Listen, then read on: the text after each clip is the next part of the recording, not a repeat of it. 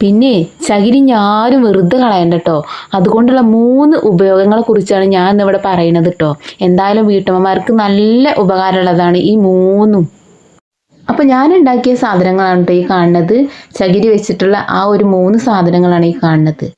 കുറച്ച് ക്ഷമയും അതുപോലെ തന്നെ ഇതൊക്കെ ചെയ്യാനുള്ള ചെറിയൊരു താല്പര്യം കൂടെ ഉണ്ടെങ്കിൽ നമുക്കിതൊക്കെ സിമ്പിളായിട്ട് നമുക്ക് ഉണ്ടാക്കിയെടുക്കാം കേട്ടോ.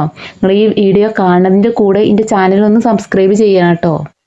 അതും ഞാനൊന്ന് ഓർമ്മിപ്പിക്കുകയാണ്. ചിലപ്പോൾ മറന്നു പോവും, അതാണ് ഞാൻ ഓർമ്മിപ്പിച്ചത് കേട്ടോ. അപ്പോൾ നമുക്ക് വീഡിയോയിലേക്ക് പോയാലോ. അതിന് നമുക്ക് ആദ്യമായിട്ട് വേണ്ടത് എന്താണ്? നമ്മളെ ചകിരി അറിയാലോ. ചകിരി നമുക്ക് ചെടികൾക്ക് ഇട്ടുകൊടുക്കാനും അതുപോലെ കത്തിക്കാനും അതുപോലെ കരിയാക്കാനൊക്കെ നല്ലൊരു സാധനമാണ്. അതൊന്നും നമുക്ക് ഒഴിവാക്കാൻ പറ്റില്ല, അതൊക്കെ ചെയ്യണം. പക്ഷെ അതിൻ്റെ കൂടെ തന്നെ നമുക്ക് നമ്മുടെ അടുക്കളയിൽ ഉപകാരമുള്ള കുറച്ച് കാര്യങ്ങളും കൂടെ നമുക്ക് ചെയ്തെടുക്കാം കേട്ടോ.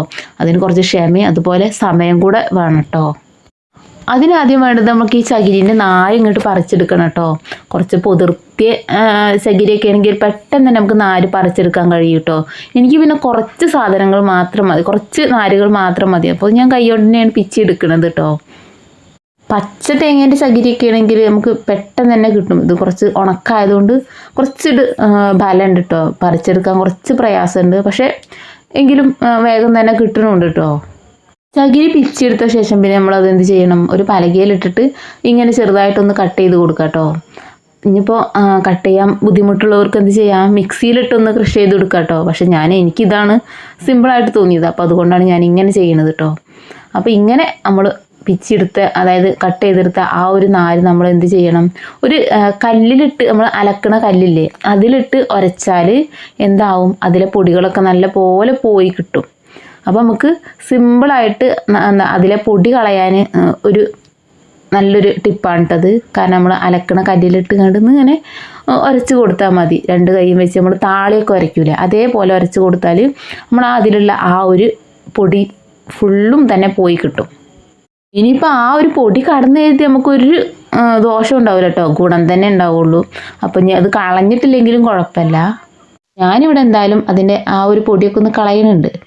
അപ്പോൾ ഇങ്ങനെ നല്ല രീതിയിൽ പൊടിയൊക്കെ കളഞ്ഞെടുത്ത ആ ഒരു ചകിരിനാര് നമുക്ക് എന്ത് ചെയ്യാം? ഇങ്ങനെ ഒരു പ്ലാസ്റ്റിക്കിൻ്റെ കവറൊക്കെ ഉണ്ടാവില്ലേ നമുക്ക് പച്ചക്കറിക്ക് മേടിക്കുമ്പോൾ കിട്ടുന്നത്, അതുപോലെ നമ്മളെ പഴയ ചണ്ടീൻ്റെ ആ ഒരു ഇതൊക്കെ ഉണ്ടാവില്ലേ, ആ ഒരു സംഭവത്തിൽ നമ്മളെ ചകിരീനൊന്ന് പൊതിഞ്ഞ് ഒന്ന് ചുറ്റിയെടുക്കുക. ചുറ്റി കഴിഞ്ഞാൽ ബാക്കി വരുന്ന ആ ഭാഗമല്ലേ, നമുക്കൊരു ആ ബാക്കിൽ ഒന്ന് കെട്ടിക്കൊടുത്താൽ അത് നല്ല അടിപൊളി ചണ്ടിയായിട്ട് തന്നെ നമുക്ക് കിട്ടും കേട്ടോ. അപ്പോൾ ഇനി ആരും നമ്മുടെ ചണ്ടിയൊക്കെ കേട് വന്നാലും നമുക്ക് ഇങ്ങനെ ഉണ്ടാക്കിയത് ഉപയോഗിക്കാം. കാരണം നമുക്ക് എന്ത് ചെയ്യാം? പിന്നെ ചണ്ടി മേടിക്കേണ്ട ആവശ്യമില്ല. ഈ ഒരു ഇതിൽ തന്നെ നമുക്ക് തേച്ച് നല്ല ഉഷാറായിട്ട് കുളിക്കാം.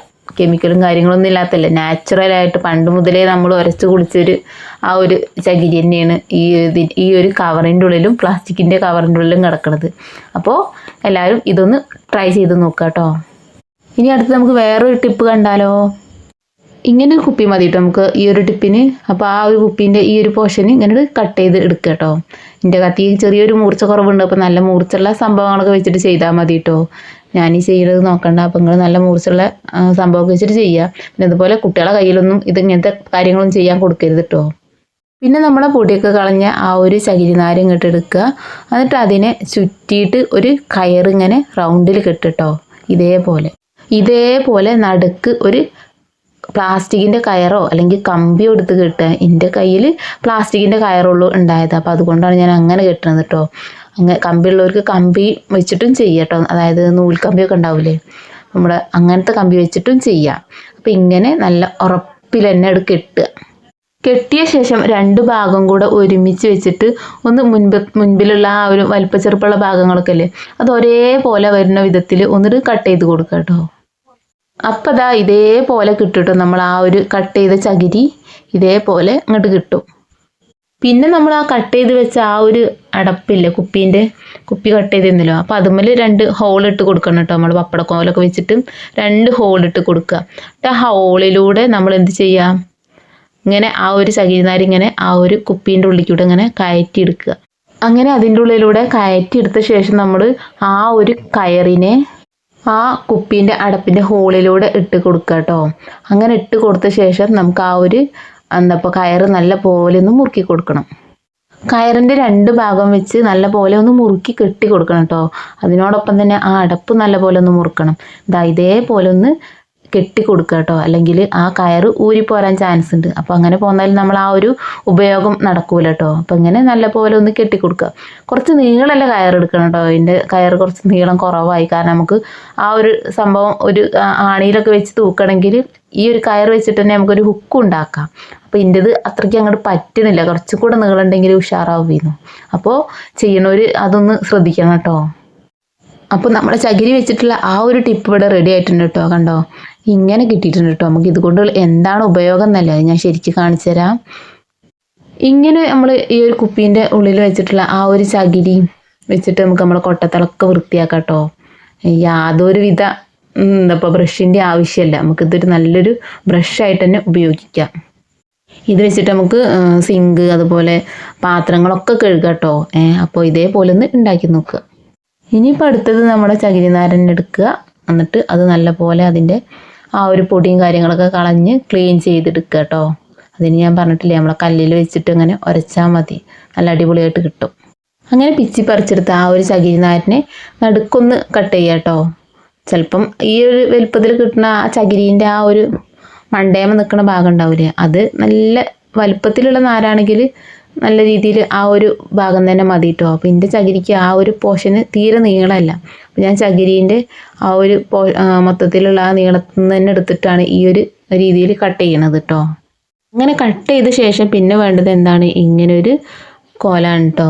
ഈ ഒരു കോല് വെച്ചിട്ട് ആ ഒരു ചകിരി നാര് അതിൻ്റെ ഉള്ളിലാക്കിയിട്ട് നല്ല ഉറപ്പിൽ തന്നെ ആ ഒരു രണ്ടും കൂടെ ഒരുമിച്ച് നല്ല ഉറപ്പിൽ കെട്ടണം. നല്ല ഉറപ്പിൽ കെട്ടിയെടുത്ത ശേഷം അതിൽ ഒപ്പല്ലാത്ത ഭാഗങ്ങളൊക്കെ അല്ലേ, അതൊക്കെ ഒന്ന് ലെവലാക്കിയിട്ട് കട്ട് ചെയ്ത് കൊടുക്കണം.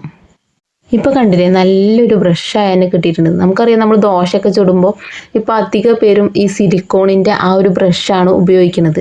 പക്ഷേ അതിൻ്റെ ഒന്നും ആവശ്യമില്ല. നമുക്ക് ഇങ്ങനെ ഒരു ചകിരിനാര് വെച്ചിട്ട് ഇങ്ങനെ ഒരു ബ്രഷ് ഉണ്ടാക്കിയെടുത്താൽ നമുക്ക് നമ്മുടെ ദോശയൊക്കെ ചുടാൻ സൂപ്പറായിട്ട് പറ്റും കേട്ടോ. അപ്പോൾ ദോശയൊക്കെ ചുടുമ്പോൾ ഇതേപോലെ ഒന്ന് ഓയിലെടുത്തിട്ട് നമ്മൾ ആ ഒരു ദോശക്കല്ലിലൊക്കെ ഒന്ന് ബ്രഷ് ചെയ്ത് കൊടുത്താൽ നമുക്ക് അടിപൊളി ദോശയും കിട്ടും. അതുപോലെ തന്നെ നമുക്ക് സിലിക്കോണും മറ്റ് ബ്രഷുകളെ ആവശ്യമൊന്നും വരില്ല കേട്ടോ.